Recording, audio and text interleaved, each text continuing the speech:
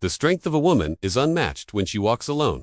When you walk alone, it means that you have to face all of your demons, your negative thoughts, and your beliefs about yourself head on. It means that you cannot hide behind anyone or anything. You are completely exposed and vulnerable. But this vulnerability can be a source of great strength, if you allow it to be. When you walk alone, you learn to rely on yourself completely. You learn to trust yourself and your own abilities. You become more self-aware and present in the moment.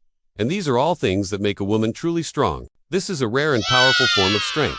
It is the kind of strength that can only be developed through facing and overcoming adversity. It is a strength that comes from within and radiates outwards, affecting those around her.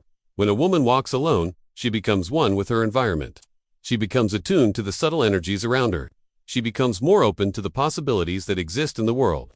She begins to see the beauty and wonder in everyday life.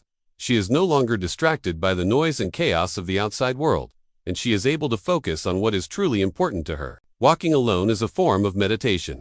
It allows a woman to connect with herself and her surroundings. It allows her to let go of the past and embrace the present. It allows her to be fully present in the moment and to appreciate all that life has to offer. Walking alone is a powerful way for a woman to heal. It is a chance to reflect on the past and learn from mistakes. It is a time to forgive oneself and others. It is a way to release negative emotions and start fresh. It is an opportunity to connect with nature and find peace.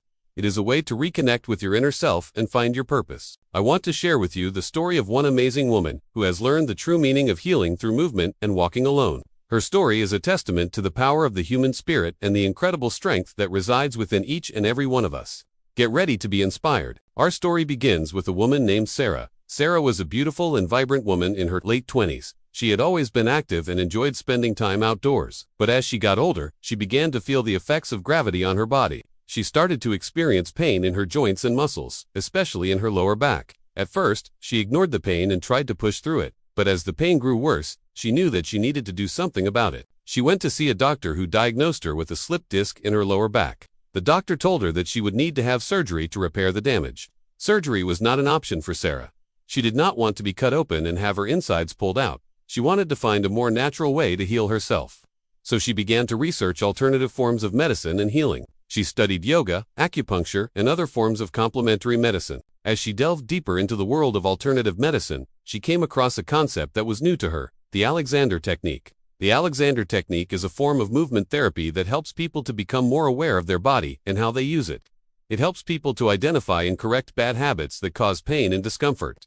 Sarah was intrigued and decided to give it a try. When she first started practicing the Alexander Technique, she was amazed at how much tension she was holding in her body. She had never realized how much stress and anxiety she was carrying in her lower back, until she started to learn how to relax her body. As she continued to practice, she began to notice a difference in how she felt. Her back was less painful and she felt more relaxed and centered. Sarah was so impressed with the results that she decided to take her practice to the next level. She began to walk long distances every day.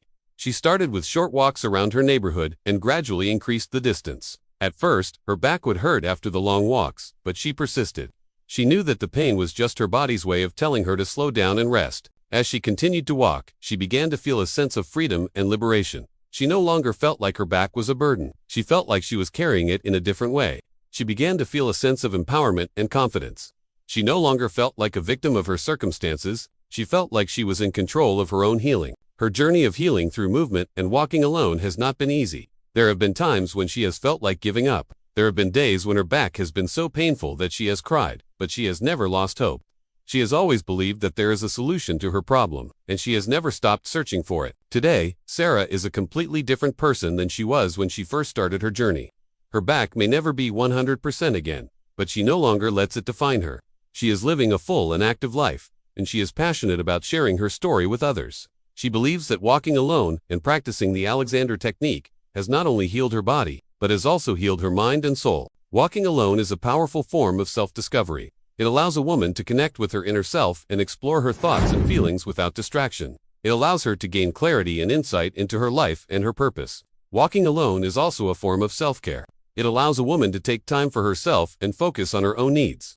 It allows her to de-stress and relax and return to life, feeling refreshed and rejuvenated. Sarah is a prime example of how walking alone can be a powerful tool for healing and self-discovery.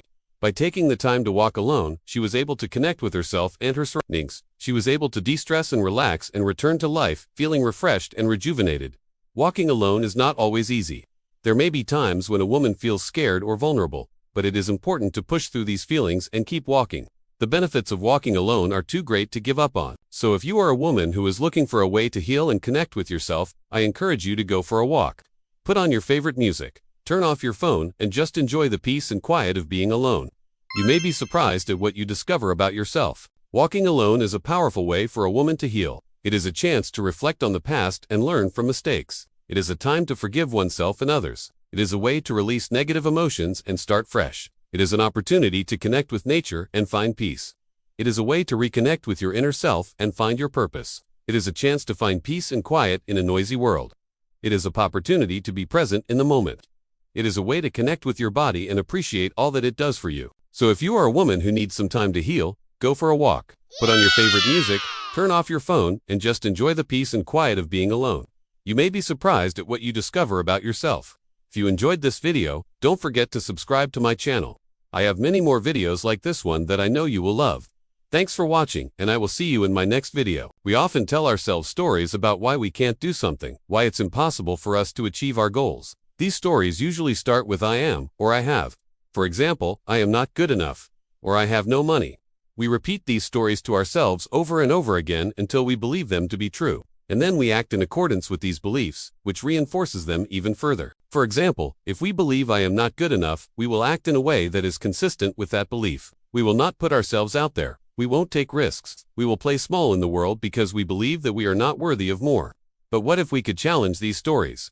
What if we could question whether they are really true or just limiting beliefs that are holding us back? For example, we could ask ourselves, is it really true that I am not good enough? Or is it possible that I am judging myself too harshly?